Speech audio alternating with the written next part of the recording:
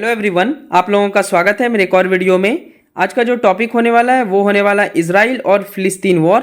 तो भारत ने ऑपरेशन शुरू कर दिया है इजराइल और फिलिस्तीन में फंसे भारतीयों को निकालने के लिए। और इस वीडियो में हम सब जानेंगे कि क्या क्या डेवलपमेंट्स हुए हैं अभी तक और अमेरिका का क्या भूमिका है इजराइल में, ये भी देखेंगे। तो चलिए वीडियो की शुरुआत करते हैं। और इससे पहले अगर हमारे चैनल को सब्सक्राइब नहीं किया है तो चैनल को सब्सक्राइब कर लेंगे और एक लाइक कर लेंगे। तो इजराइल जो है ये हमास को ख़त्म कर देगा, ऐसा मैं नहीं बोल रहा हूँ, इजराइल के प्रधानमंत्री जी ने बोला है, जो कि बेंजामिन नेतान्याहू हैं।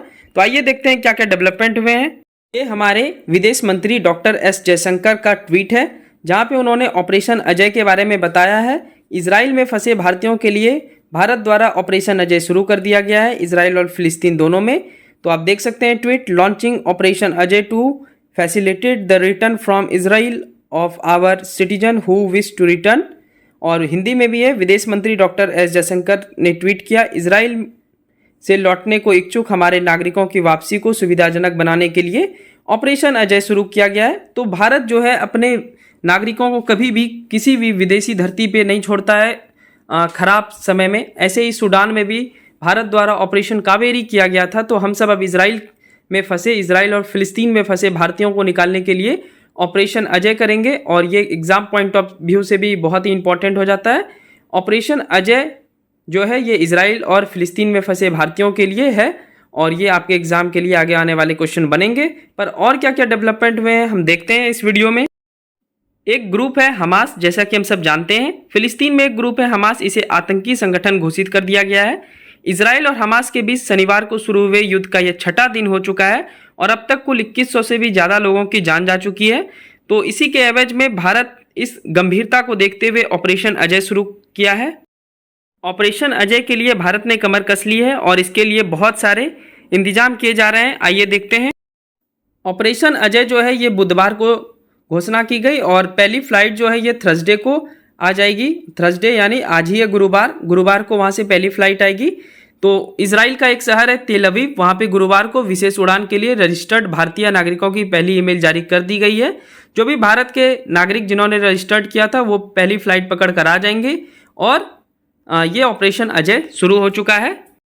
कि हमारे प्रधानमंत्री जी पहले ही बोल चुके हैं कि वी स्टैंड विथ इजराइल। तो इजराइल के साथ भारत खड़ा है, पर इजराइल के साथ अमेरिका भी खड़ा है और इसके अलावा अरब देश में यूएई और बहरीन ने इजराइल का बहुत ज़्यादा सपोर्ट किया है।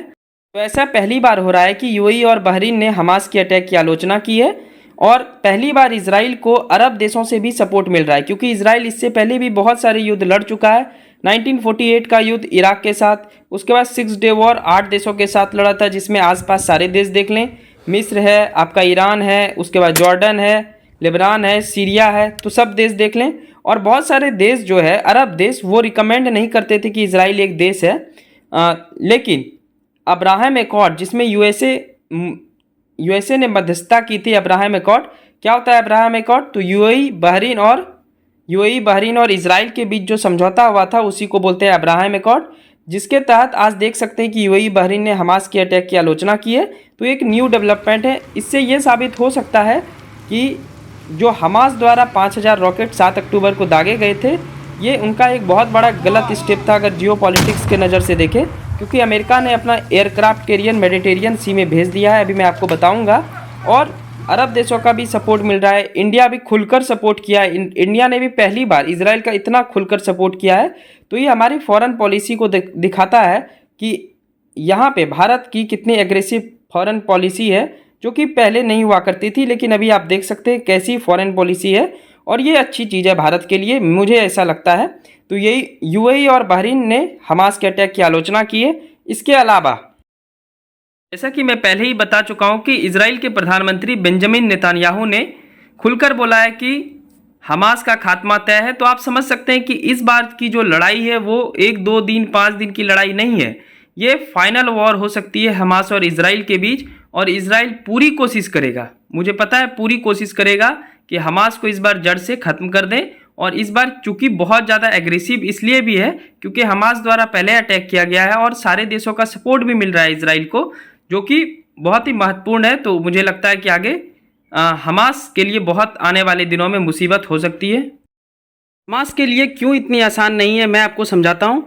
क्योंकि अमेरिका इस युद्ध में शामिल है। अमेरिका ने तैनात किया है मेडिटेरियन सी में एक एयरक्राफ्ट। इसका नाम क्या है? USS Gerald R Ford.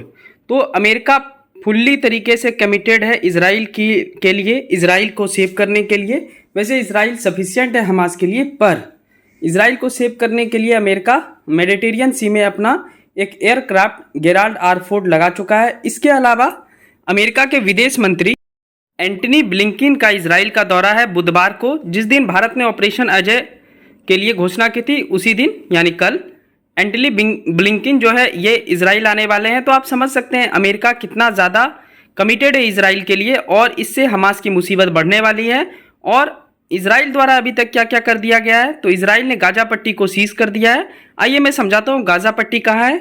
Israel द्वारा अब तक एक इमरजेंसी यूनिट गवर्नमेंट और एक वॉर कैबिनेट बनाया जा चुका है। आर्टिकल 40 इम्पोज कर दिया गया है। और ये जो गाजा पट्टी है जहाँ पे मैं मार्क कर रहा हूँ यहीं पे हमास है, इसको चारों तरफ से सीज कर दिया गया है।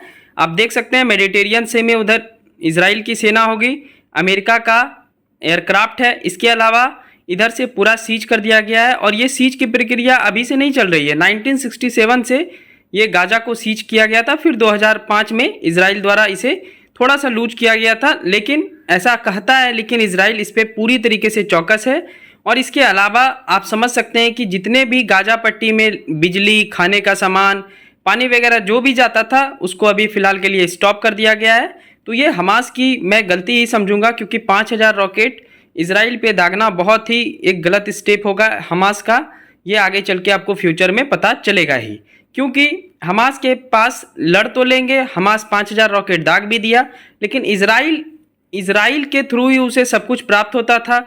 वहाँ के जो भी फिलिस्तीनियन थे जो कि गाजा स्ट्राइप में रहते थे, गाजा पट्टी में रहते हैं, आज उनको काफ़ी ज़्यादा परेशानी होती होगी, ये मैं मान सकता हूँ। लेकिन ये हमास की गलती है। और अब देखते हैं आगे क्या डेवलपमेंट होते हैं। इस पे कोई और डेवलपमेंट होगी तो मैं आप सबके लिए वीडियो लेकर आऊँगा। ये वीडियो अच्छी लगी हो तो चैनल को सब्सक्राइब कर लीजिएगा आप सब, और एक लाइक कर लीजिएगा। Thank you so much, bye bye and take care.